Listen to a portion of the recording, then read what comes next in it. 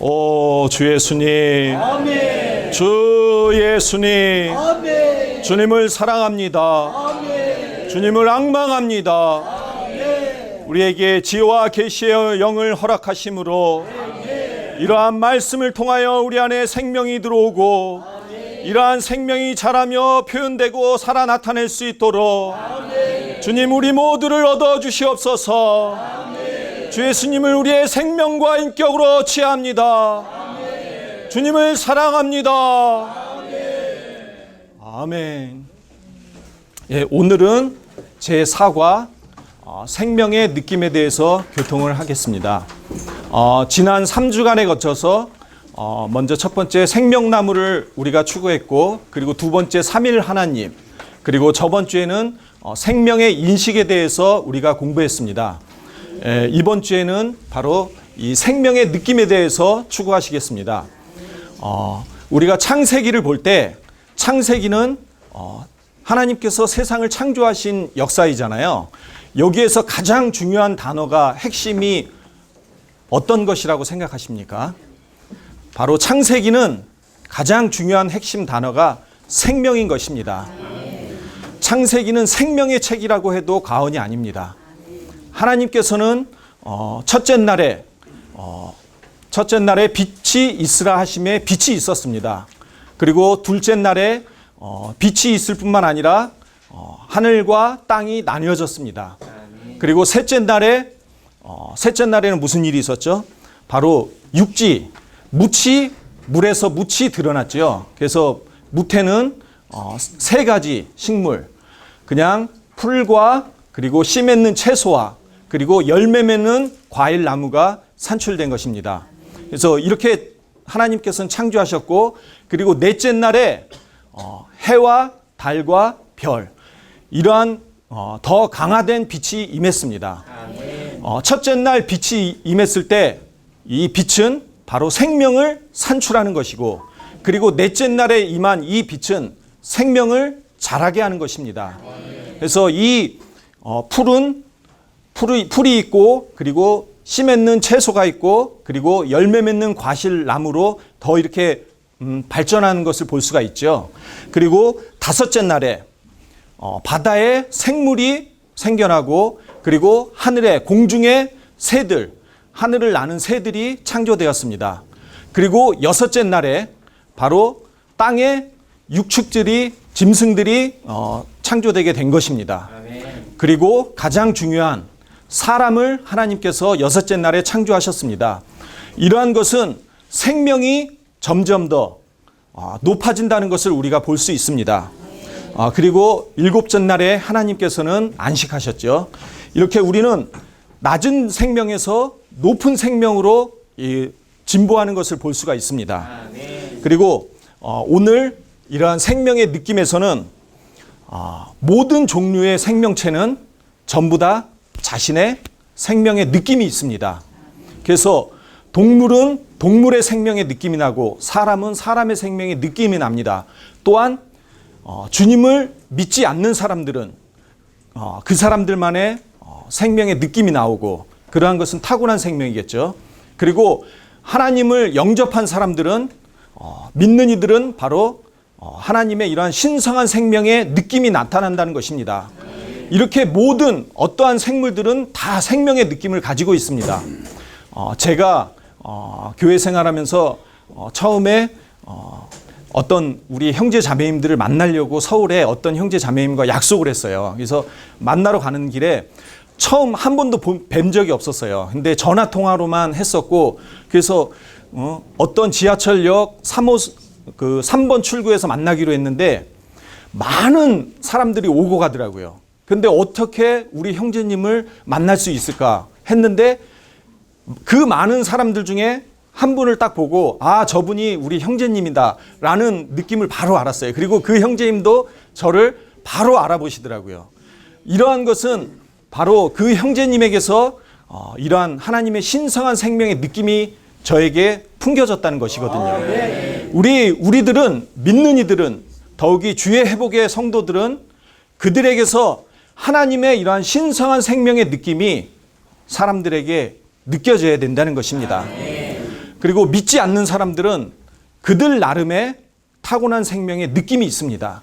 에베소서 4장 17절, 18절, 19절에서 보면 세상 이방인들, 믿지 않는 이방인들 같이 행하지 말라고 하셨습니다. 이방인들은 이방인 같이 행하는 사람들은 하나님의 생명이 없는 것처럼 산다고 하였습니다. 그들은 자신을 육체의 자신을 탐욕에 내려놓음으로 말미암아 하나님의 생명이 없는 것처럼 방종하고 탐욕스러운 생활을 한다고 했습니다. 그렇기 때문에 그런 사람들을 만나면 우리는 그런 육체의 그런 냄새를 맡을 수가 있습니다. 우리는 어떤 사람이 되어야 합니까? 바로 하나님의 신성한 생명이 우리를 통해서 흘러나가고 향기로 이방인들에게 전달되어야 하는 것입니다. 여기에서 이 생명의 상대어가 뭐라고 생각하십니까? 생명의 상대어. 사망. 예, 맞습니다. 사망, 죽음입니다. 생명의 상대어는. 또 이러한 생명의 이 반대어는 육체라고 할 수 있습니다. 왜냐하면 하나님께서 우리가 계속 추구하신 것처럼 하나님께서는 사람에게 영과 혼과 몸을 이렇게 창조하셨어요. 근데 문제는 이 몸 안에 있는 이 몸이 창세기 3장에서 뱀에게 유혹에 빠져서 타락함으로 말미암아 이 몸이 육체가 되었다는 것입니다. 육체는 이러한 타고난 생명이 거하는 곳이 바로 육체인 것입니다. 우리는 육체 안에 거할 때 죽음과 사망에 거할 수 있습니다. 로마서 8장 5절과 6절에 보면 육체를 따르는 사람은 육체의 일들을 생각하고 영을 따르는 사람은 그 영의 일들을 생각합니다. 육체에 둔 생각은 죽음이지만 영에 둔 생각은 생명과 평안입니다. 우리는 우리의 생명을 어떤 데 두어야 됩니까? 영을 따르는 데 두는 것입니다. 제가 주의 회복에 들어와서 가장 많이 들었던 말이 무엇이냐면, 형제님, 영을 따라 행하십시오. 영을 따라 생각하고 영을 사용하십시오. 이러한 말씀을 참 많이 들었어요. 그래서 그게 무엇일까? 바로 로마서 8장 5절과 6절에 나와 있습니다. 육체에 둔 생각은 사망입니다. 영에 둔 생각은 생명과 평안입니다. 그리고 육체를 따라 사는 사람들은 육체의 일들을 생각합니다. 하지만 영을 따르는 사람은 그 영의 일들을 생각합니다. 우리가 영을 따라 산다면 우리의 생각은 모든 초점이 영에 그 초점이 맞춰져 있을 것입니다. 그 영의 초점이 맞춰져 있다는 것은 뭐냐 하면은 우리가 교회 생활 가운데, 성도들 가운데, 집회 가운데 그리스도를 살고 나타내고 표현할 수 있다는 것입니다. 우리가 세상 밖에서 또는 돌을 닦기 위해 산속에 들어가서 우리는 절대 이러한 생명을 만질 수 없습니다.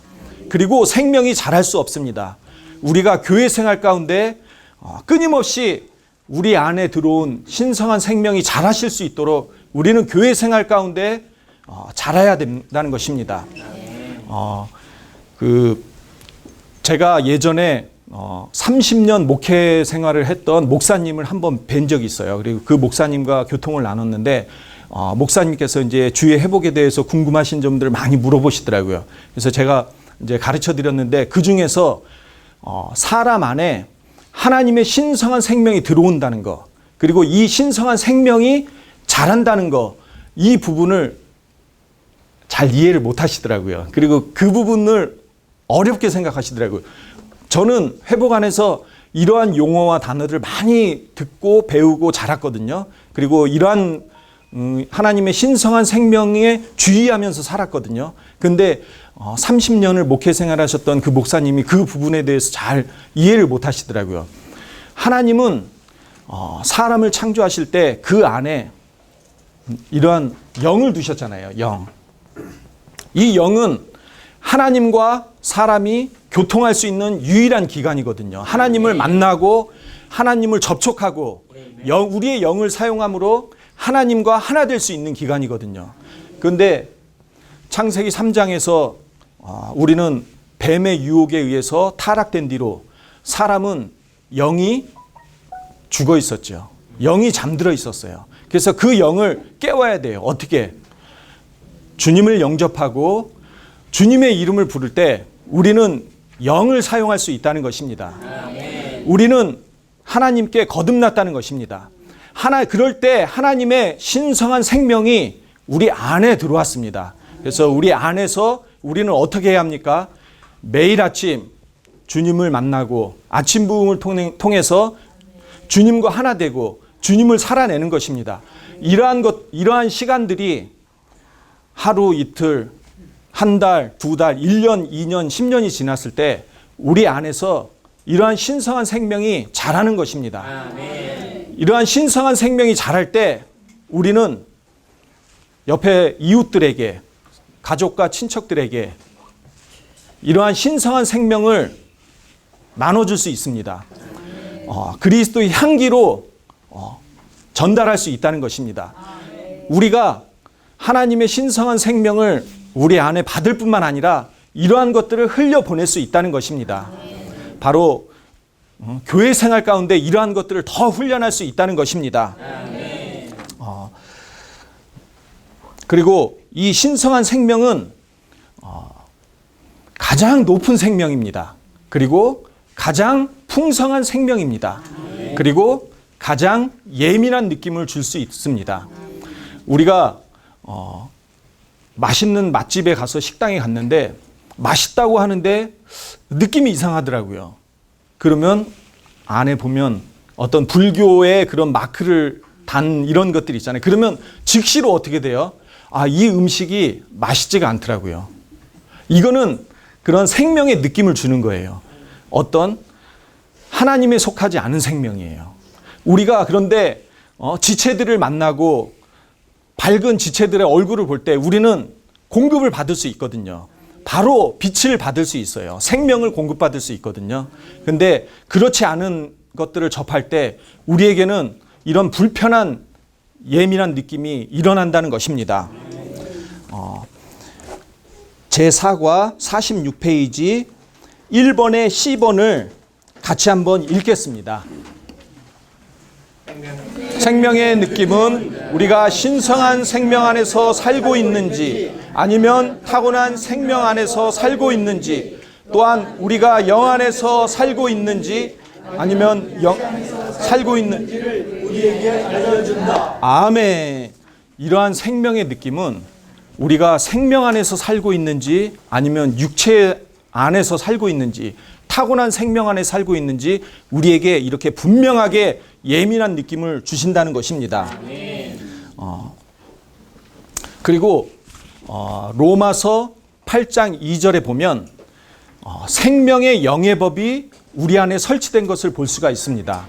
생명의 영의 법은 그리스도 예수 안에서 우리를 죄와 죽음의 법에서 해방시켰다고 했습니다.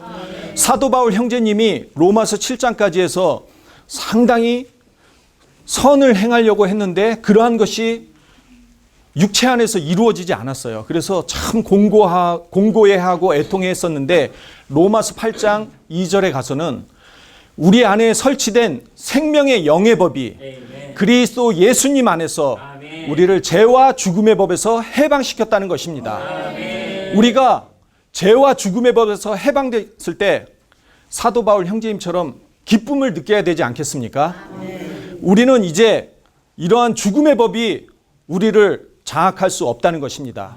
이제 우리 안에 설치된 이러한 생명의 영의 법에 의해서 우리는 그리스도를 마음껏 자유롭게 살아 나타낼 수 있다는 것입니다. 그리고 제가 예전에 어떤 복음 전도지를 읽어봤는데 그 미국에 가는 그 청교도 혁명이 일어난 후에 사람들이 미국 아메리칸 대륙을 발견해서 미국으로 가는 배에서 이 믿는 이들이 모여서 기도를 했다고 그래요. 왜? 풍랑이 아주 심하게 쳐서 거기에 있는 선장과 선원들과 많은 사람들은 이제 우리는 죽게 생겼구나. 이제 우리는 죽을 것이다. 죽을 지경까지 가는 그러한 상황이 있었거든요. 하지만 우리 안에 신성한 생명을 가지고 있는 믿는 이들은 어떠냐면요. 모여서 기도를 했어요. 찬송을 하고. 그러니까 선원과 선장들이 이 사람들이 과연 어떤 사람들인가? 이 사람들은 바로 믿는 이들이거든요. 비록 풍랑이 치고 우리가 죽을 지경에 있을지라도 우리의 내적 상태는 이런 생명의 느낌에 따라서 고요하고 아주 좋다는 것입니다.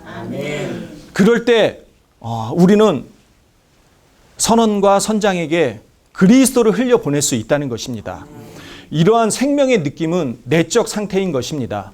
비록 바깥의 환경이 우리를 고통스럽게 하고 죽음에 빠뜨리고 어둡게 하지만 우리는 생명의 상태가 이런 좋은 상태에 있을 때는, 내적인 상태에 있을 때는 우리는 그리스도를 흘려보낼 수 있다는 것입니다. 우리가 집회에 올 때 어떻게 와야 하냐면 우리는 밝은 모습으로 그리스도를 찬양하고 그리스도를 기도함으로 집회에 올 수 있습니다. 우리가 만약 집회에서 또는 우리의 생활과 일상생활 가운데서, 일 가운데서 항상 어둠 가운데 있고 표정이 좋지 않다면 그것은 그리스도를 살지 않는다는 증거인 것입니다. 집회에서도 마찬가지입니다. 우리는 어떻게 해야 합니까? 우리는 그리스도를 우리 안에서 살고 있기 때문에, 그리스도가 우리 안에서 자라고 있기 때문에 우리의 표정은 밝을 것이며 즐거울 것이며 기쁨이 넘칠 것입니다. 이렇게 주님을 믿는 사람과 믿지 않는 사람들을 이렇게 구별해낼 수 있습니다. 우리는 우리 안에 들어온 이러한 신성한 생명이 우리 안에서 늘 자라실 수 있도록 주님께 우리 존재를 더 내어드리기 원합니다. 우리가 생명의 느낌을 다루고 있는데요. 이 생명의 느낌은 하나님의 경륜의 표적과 관련되어 있는 겁니다. 그래서 이거 아주 중요한 것입니다. 우리가 생명의 느낌에 대해서 온전히 이해하려면 우리가 구원받았을 때 하나님으로부터 받은 것이 무엇인지를 먼저 알아야 됩니다. 왜 생명의 느낌이 중요하냐? 왜 우리가 생명의 느낌을 따라서 사는 것이 중요하냐? 그렇죠? 하나님이 우리가 구원받았을 때 주신 것과密접한 관계가 있기 때문입니다. 하나님이 우리에게 무엇을 주셨는지 알지 못한다면 생명의 느낌이 왜 이토록 중요한지 우리가 알 수가 없습니다. 자, 먼저 하나님께서 우리가 구원받을 때 주신 첫 번째 거는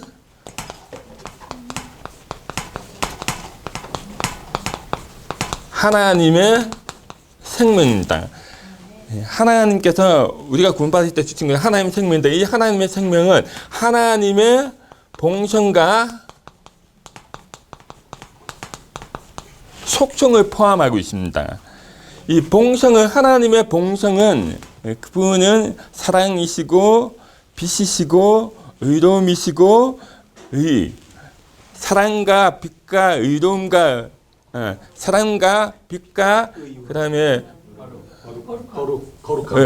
거룩함과 의, 이 네 가지가 하나님의 생명 안에 포함되어 있습니다. 이 봉성이고요. 속성은 온갖 미덕들입니다. 이 겸손이나 인내나 이런 온갖 미덕들이 속성이거든요.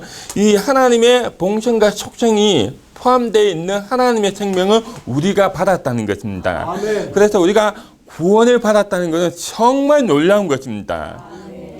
그럴 뿐만 아니라 이 하나님의 생명은 우리 안에 들어오기까지 우리 주님이 죽고 부활하셔서 우리 안에 하나님 생명이 들어오셨기 때문에 이 하나님 생명 안에는 부활의 긍휼이 있습니다.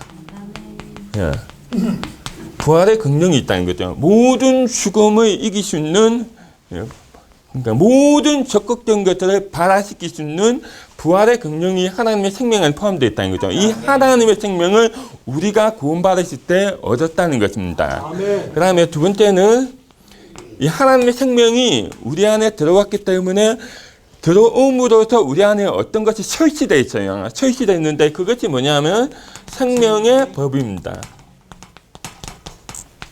생명의 법이 설치되어 있는데 이것은 생명의 복능을 이야기합니다. 생명의 복능 또는 생명의 기능을 의미하거든요. 하나님의 생명이 우리 안에서 역사할 때 생명의 법, 이 생명의 복능에 의해서 움직인다는 겁니다. 이 복능이라는 것은 예를 든다면 이거 씨앗을 보시면 모든 씨앗들은 크고 작을 뿐이지 모양이 비슷비슷합니다. 그래서 이 두 개의 씨앗이 있는데 이 두 개를 동시에 땅에 심었는데 어떤 씨앗은 자라서 사과나무가 되고요. 어떤 씨앗은 복숭아 나무가 됩니다. 어떻게 해서 이 씨앗이 사과나무가 복숭아 나무가 되냐면 그 씨앗 안에 생명의 복능이 생명의 기능이 사과나무가 되게 하고 복숭아 나무가 되게 하는 것입니다. 이것을 가리켜서 생명의 법이라는 겁니다. 그러면 이 생명의 법은 무엇에 하는 것이냐면, 이 생명의 법은 우리가 육가에서 생명의 법을 자세히 다루겠지만요. 거기에는 적극적인 세 가지가 있습니다. 첫 번째는 하나님과 하나 되게 합니다. 하나님과 하나 되게 하고요. 그 다음에, 이제, 이게 53쪽에 보시면 잘 나와 있어요. 53쪽 로마 10장 3번에 보면 생명과 봉천에서 하나님이 되게 합니다. 신격에서는 아니라는 거죠. 생명과 봉천과 표현에서 하나님이 되게 합니다. 이 생명. 이 생명의 법이 우리한테 역사하면 점점점 역사하며 어떤 형태를 짓게 한다는 거죠. 씨앗이 자라서 사과나무의 형태가 되고 복숭아 나무의 형태가 되는 것처럼 생명의 법이 우리한테 역사하면 먼저는 하나님과 한 조총체, 그러니까 하나가 되게 하고요. 그 다음에 두 번째는 신격에 있어서는 아니지만 생명과 봉선과 표현에 있어서 하나님이 되게 한다는 것입니다. 그 다음에 세 번째는 그리스도의 몸을 건축하게 한다는 겁니다. 그래서 이 생명의 법이 대단히 중요하다는 거죠. 그리고 소극적으로는 아까 우리 형제님 고통하신 것처럼 죄와 죽음의 법에서 우리를 해방시켜 줍니다. 이 생명의 법은 우리가 하나님의 생명을 받았을 때 우리 안에 자동적으로 철시되어 있는 겁니다. 그래서 6가에서 아마 이거 자세히 다루어 주시겠는데요. 저는 여기서 중요한 거는 여기 우리가 고해사에서 왜 누림을 강조하느냐. 우리는 매일 이 놀라우신 그리스도를 먹고 마시고 호흡해야 됩니다. 이렇게 누릴 때 이 누림이 우리 안에서 하나님 자신을 분배하거든요. 분배할 때 생명의 법이 작동하게 됩니다. 생명의 법이 어떻게 작동하느냐? 우리가 주님의 풍성히 누릴 때 이 누림이 분배를 가져오죠. 이 분배는 마치 전기와 같습니다. 모든 기계들은 전기가 통하기 전에는 작동하지 않아요. 근데 전기가 통하는 동시에 기계들은 작동하게 되는 겁니다. 마찬가지로 우리가 그분을 누리고 분배받을 때 이 분배가 생명의 법에 작동시켜서 아까 적극적인 세 가지, 그 다음 소극적인 한 가지를 우리 안에서 역사한다는 겁니다. 그래서 우리가 생명의 법을 받고요. 그 다음에 세 번째는 새 마음을 받았습니다. 예레미야 나오잖아요. 새 마음 받았습니다. 우리가 이전에는 우리의 구원받기 전에 많은 돌 같은 마음이었어요. 하나님에 대해서 관심이 없었고 하나님을 거절하는 이런 돌 같은 마음이었는데 우리가 거듭났을 때 새 마음, 부드러운 마음을 갖게 되었습니다. 그래서 이 마음이라는 것은 우리가 새 마음은 하나님을 향하게 하고 하나님을 사랑하고 하나님을 원하는 마음입니다. 우리가 구원받기 전에 이런 마음 없었어요. 구원받고 나서 자꾸 하나님을 원하게 되고 하나님을 사랑하게 되는 것은 우리가 새 마음을 갖고 있다는 것입니다. 그 다음에 네 번째는 새 영을 받았습니다. 아까 형제님 걱정하시는데 우리가 사람이 타락함으로써 이 영이 죽었어요. 죽었는데 거듭나셨을 때에 살아난 영, 새 영을 받았다는 겁니다. 이 새 영의 봉성은 살아있게 하는 겁니다. 우리를 살아있게 한다는 거죠. 이 새 영을 받았는데 이 새 영은 어떤 기능을 갖고 있느냐면 하나님을 접촉하게 하고, 우리 하나님 영이시기 때문에 하나님을 접촉하게 하고 하나님을 인식하게 하고 하나님을 맛볼 수 있도록 하는 것이 새 영입니다. 그래서 이 두 가지는 짝입니다. 짝. 먼저 우리 영을 사용할 때마다 공급을 받는 분이 계시고요. 어떤 분은 아무리 주님의 이름을 불러도 공급이 별로 없는 분이 계세요. 구원받았는데도 왜 그러냐면 이 마음의 문제가 있기 때문입니다. 먼저 마음이 우선이고 영이 그 다음에 마음을 따라오거든요. 마음이 주님에 대해서 원하는 마음, 그분을 사랑하는 마음이 없이 영을 사용해야 하면 공급이 별로 없어요. 왜 우리 교회생활에서 영을 사용하고 하는데도 왜 공급이 없느냐? 이 마음의 문제가 발생했기 때문입니다. 우리가 주님보다 세상을 더 사랑하고 주님 아닌 것들 사랑할 때, 주님 아닌 것들 더 원할 때 우리 영을 아무리 사용해도 이 공급을 못 받게 되는 것입니다. 그래서 이 두 가지는 짝입니다. 예, 항상 우리는 먼저 주님 제게 원하는 마음을 주십시오. 원하는 마음, 사랑하는 마음을 주시기를 기도하고 이 마음이 있을 때 영을 사용하면 언제든지 공급받아요, 우리가. 예, 알겠죠? 그 다음에 다섯 번째는 우리가 성령을 받았습니다. 그 다음에 여섯 번째, 그리스도를 받았고요. 그 다음에 일곱 번째, 하나님 자신 받는데 이 하나님은 삼위 하나님, 우리가 구원받을 때 삼위 하나님을 우리가 소유하게 되었다는 겁니다. 우리 안에. 그런데 이 성령은 일곱 가지 신분이 있어요. 성령 안에. 첫 번째는 내주하시는 영입니다. 그분은 우리 안에 내주하시는 분이시도 계시고요. 두 번째는 보혜사도 계십니다. 보혜사. 이 보혜사는 좀 번역하죠. 우리를 변해 주시고 하시는 보혜사가 계시고, 그다음에 세 번째는 실제의 영이 계십니다. 모든 것이 실제 있죠. 실제 영이시고요. 그 다음에 네 번째는 생명의 영입니다. 생명의 영. 그 다음에 다섯 번째는 도장. 성령이 우리 안에서 도장 찍으시거든요. 그래서 그분의 형상을 본받게 한다는 거죠. 그 다음에 여섯 번째는 보정입니다. 보정. 그 다음에 일곱 번째는 기름 받음입니다. 기름 받음입니다. 예. 자, 이런 일곱 가지를 우리가 구원받았을 때 받았다는 겁니다. 아, 주님을 찬양합니다. 아멘. 우리 대단한 사람이에요. 놀라운 사람입니다. 우리가. 근데 이 모든 것들이 어떻게 역사하고 작용하느냐? 생명의 느낌으로 모든 것들이 우리에게 온다는 것입니다. 그래서 우리가 생명의 느낌을 알지 못한다면, 왜냐하면 우리가 하나의 생명이 가졌기 때문에, 가장 높은 생명이 가졌기 때문에 우리는 생명의 느낌을 갖고 있습니다. 그렇죠? 그럼 생명의 법이든 아니면 기름 바람이 우리 안에서 가르칠 때 생명의 느낌으로 우리에게 지시한다는 거죠. 그래서 이 생명의 느낌을 아는 것이 대단히 중요한데요. 생명의 느낌 기능은 크게 두 가지. 우리를 인도하고 확증합니다. 우리를 인도하고 확증하죠. 이것이 하나님으로부터 온 인도인지, 우리 자신의 인도인지, 그게죠. 인도하고 확증하는 것이고요. 그 다음 두 번째는 내가 아니다 그리스도. 내가 그리스도 안에 있는지 그리스도 밖에 있는지 생명의 느낌으로 우리에게 깨닫게 한다는 거죠. 우리가 그래서 이 느낌에는 두 가지 종류밖에 없습니다. 생명의 느낌 많은 느낌인가 아니다, 두 가지밖에 없거든요. 하나는 생명과 평안의 느낌입니다. 평안의. 그 다음에 죽음의 느낌입니다. 이 두 가지밖에 없어요. 만약 우리가 어떤 말을 할 때 죽음의 느낌이 왔다, 그러면 우리는 그리스도 밖에 있다는 겁니다. 죽음의 느낌이 올 때 우리는 어떻게 해야 되죠? 멈춰야 됩니다. 멈추고 주님께 돌이켜야 되죠. 아멘.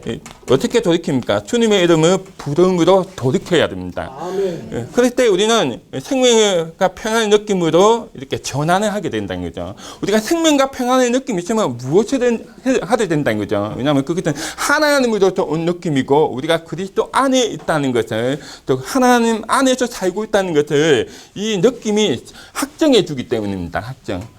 그래서 이 생명의 느낌이 대단히 중요하다는 거죠. 그러면 이 생명의 느낌을 우리가 합당하게 체험하고 누리려면 세 가지가 필요합니다. 세 가지. 첫 번째는 생명의 인식이 필요합니다. 지난까지 했죠. 시식은 생명이 아니에요. 그렇죠? 지난까지 배웠지 않습니까? 이게 항목들만 나옵니다. 그래서 무엇이 생명이고 무엇이 생명이 아닌지에 대한 인식이 먼저 있어야 돼요. 그렇지 않으면 아니하면 우리는 속게 되는 겁니다. 속게. 그래서 먼저는 생명의 인식이 먼저 필요하고요. 그 다음에 두 번째는 생명의 고통이 필요합니다. 그 다음에 세 번째는 생명의 성장이 필요합니다. 우리가 합당하게 생명의 느낌을 가지려면 이 세 가지가 필요해요. 이 세 가지. 먼저 우리는 생명과 생명이 아닌 것에 대한 또 생명이 무엇인가에 대한 인식을 먼저 가져야 되고요. 그 다음에 두 번째는 생명의 고통. 이게 이제 뒤에 가면 또 하시겠는데 생명의 고통인데 그 생명의 고통의 수많은 항목들이 다루는데 여기서 제가 다루고 싶은 거는 이 고통이라는 것 자체입니다. 고통. 우리가 주님과 끊임없이 고통 안에 사는 사람이 되어야 한다는 겁니다. 무엇을 하든지 우리 스스로 말하고 행하지 않고 주님께 물어보고 말하고 행하는 그런 생명의 고통 안에서 살 때 이 고통이 우리에게 생명의 느낌을 가져다 주는 겁니다. 왜 많은 사람들이 구원받았음에도 불구하고 정상적이라면 생명의 느낌이 가득해야 돼요. 그런데 생명의 느낌이 별로 없는 분들이 많이 계신데 그것은 바로 생명의 고통이 부족하기 때문입니다. 주님과 하루에 정치 기도도 하셔야 되고 기도도 하셔야 되지만 일상생활에서 우리가 주님과 고통하는 생활이 필요합니다. 그런데 아내하고 이야기할 때도 많은 경우 아내가 뭔가 실수하고 그러면 우리 자신 안에서 반응해버려요. 반응해버리거든요. 그러면 뭡니까? 죽음의 느낌이 오는 거죠. 그게 또 말하기 전에 주님 제가 어떻게 말하기 원하십니까? 무엇을 말하기 원합니까? 주님과 고통하면서 주님과 고통 안에서 하나 되어서 말을 할 때 우리 생명과 평안을 우리가 누리게 되는 겁니다. 그래서 이 고통이 상당히 중요해요.